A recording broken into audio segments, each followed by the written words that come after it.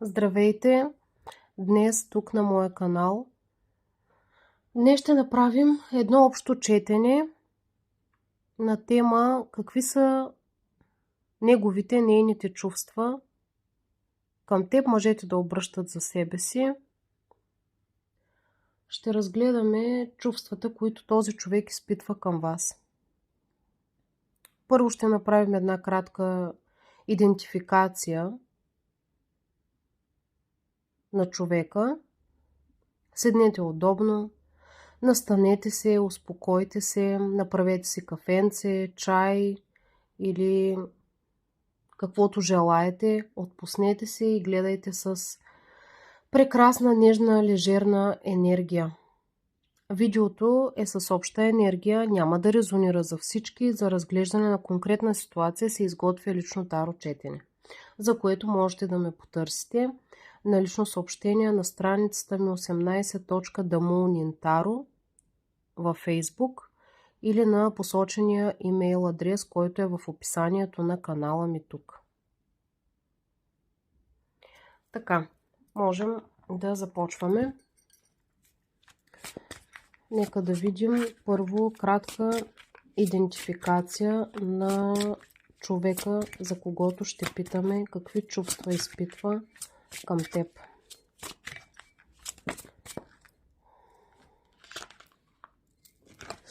Така. Тук виждаме един човек, който е изключително съвестен, който изключително много се съобразява с обществените норми.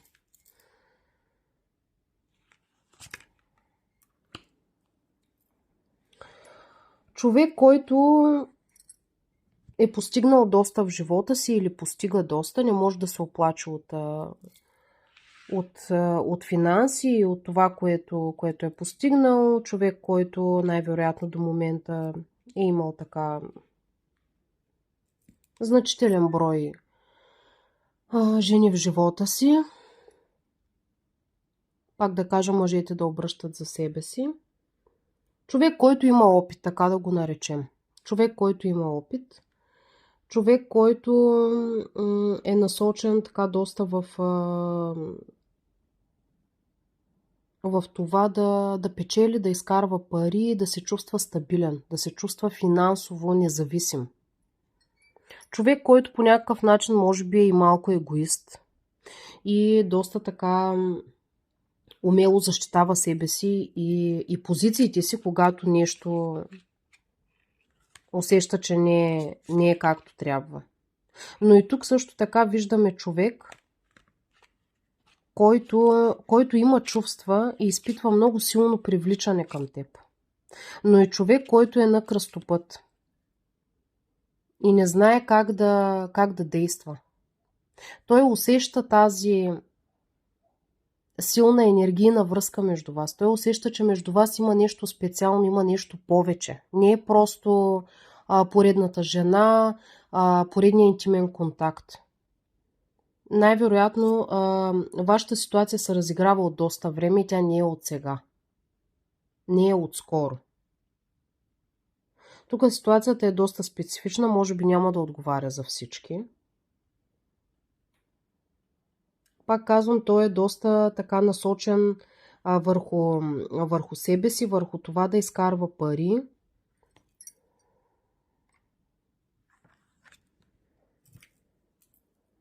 Но и същевременно усеща наистина силния порив към теб. И същевременно пък отново усеща това колебание и чудене. Дали да предприема нещо, дали да дойда да кажа. Най-вероятно тук има неизказани чувства. Пак ще кажа, има някаква причина, която го възпира. Има някакви обществени норми, които го възпират и му казват, ама това не е редно, ама тия отношения не са редни по този начин. Може да е този човек вие да сте обвързана и този човек да е третата страна. и това да го възпира той да действа по някакъв начин, или пък може да има някаква друга особеност, примерно религия, други обществени норми, голяма разлика във възрастта или нещо от този сорт. Но, както казах, тук виждаме един човек, който изключително много се съобразява с обществените норми, общественото мнение.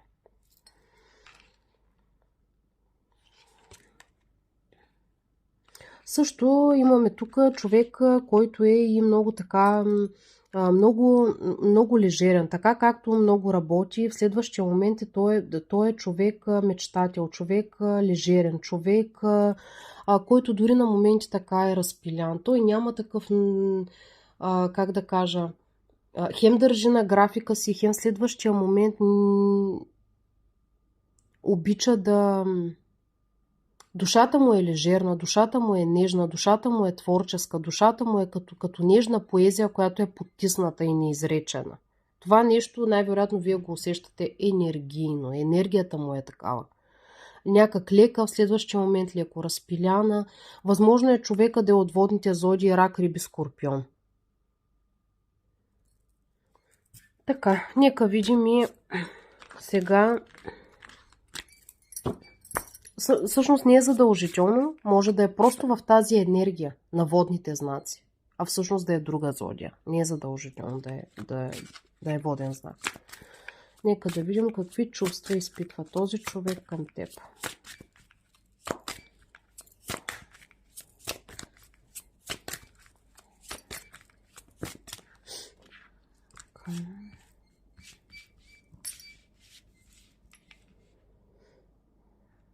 Много силно привличане, изключително силно привличане виждаме тук. Много силно сексуално привличане. Но и в следващия момент този човек има чувства. Възможно е да има други хора около него и той да се колебае. Възможно е и ситуацията, както казах, да е нещо като любовен триъгълник. Има нещо, което го измъчва страшно много. Той носи огромен товар върху себе си, измъчва се и възможно е да има разстояние между вас, т.е. вие да нямате комуникация, или пък ако имате комуникация, тя да е много обрана. Има и трети вариант, да имате комуникация, но въпреки всичко енергията му да е такава тежка. Т.е. има силно привличане, той осъзнава, че отношенията, например, не са редни, не трябва да се случват. И е изключително объркан. Има много силно желание за това да създаде семейство с вас, да имате сериозна връзка, нали? Въпреки трудностите, които очевидно стоят между вас. Той има изключително голямо желание за това нещо. Изпитва наистина много силни чувства. Той осъзнава, че ти можеш да си човека, точно този човек, който той винаги е търсил за семейство, за любов, за сериозни отношения. Истинската хармонична, балансирана връзка. Точно такава, каквато трябва да бъде. Но в следващия момент е изключително объркан. Да, възможно е, както казах, да има някакъв трети фактор, който да възпира тези отношения и оттам да се появяват тия трудности и съответно това да провокира и страхове. Да провокира и страхове вътре в него. И оттам той влиза в илюзии, защото страховете му са прекалено силни и много големи. Тоест, вашите отношения, вашата ситуация провокира в него той да изчиства своите страхове и травми. Отношенията са градивни, кармични. Той трябва да преодолее страховете си, за да понече за някакви действия. Тоест, ако любовта е наистина много силна, той ще преодолее тези страхове и ще понече да направи действия. Нека да разгледаме още.